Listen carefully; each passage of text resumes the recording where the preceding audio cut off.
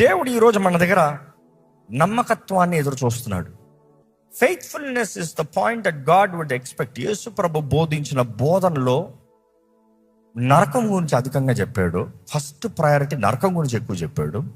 రెండోది పరలోక రాజ్యం గురించి చెప్పాడు. దాని తర్వాత ఆయన ప్రయారిటీస్లో ఏమున్నాయని చూస్తూ వచ్చినప్పుడు నమ్మకత్వం గురించి ఎంతో చెప్పాడు.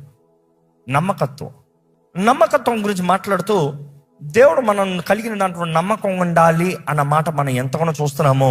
తిమోతికి రాసిన 2వ పత్రిక 1వ అధ్యాయము 6వ వచనం ఒకసారి చదువుతామండి. ఈ హేతువు చేత నా హస్త నిక్షేపణం వలన నీకు కలిగిన దేవుని కృపావరమును ప్రజ్వలింప చేయవలనని నీకు జ్ఞాపకము చేయుచు ఉన్నాను. He's reminding there. Paul is reminding Timothy.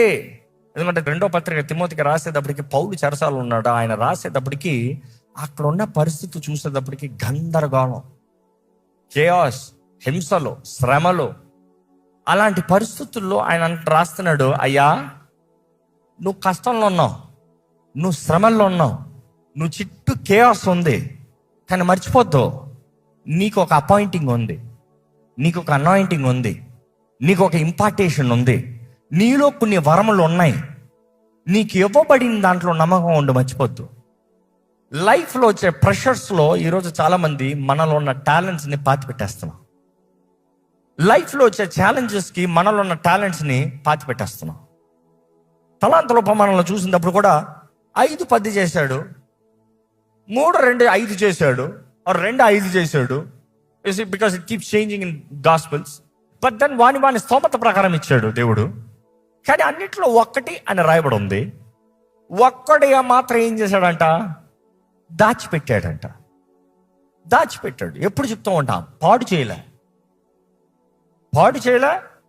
Waste చేయలే, అబ్యూస్ చేయలే, దాచిపెట్టాడు. ఎందుకు దాచిపెట్టాడు?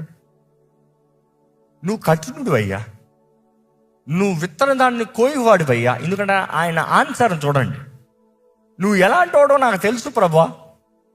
Master, I know what kind of a person you are. నువ్వు ఎలాంటి వాడో తెలుసు కాబట్టి భయం వేసి ఎక్కడ పాడైపోతుందో, ఎక్కడ వేస్ట్ అయిపోతుందో, ఎక్కడ నాశనం అయిపోతుందో అని దాచిపెట్టా. దేవుడు దాచిపెడతానికి నీకు ఏది అవ్వలే. నువ్వు దాచిపెట్టేలాగా ఉంటే దేవుడు నీకు ఏది అవ్వడం.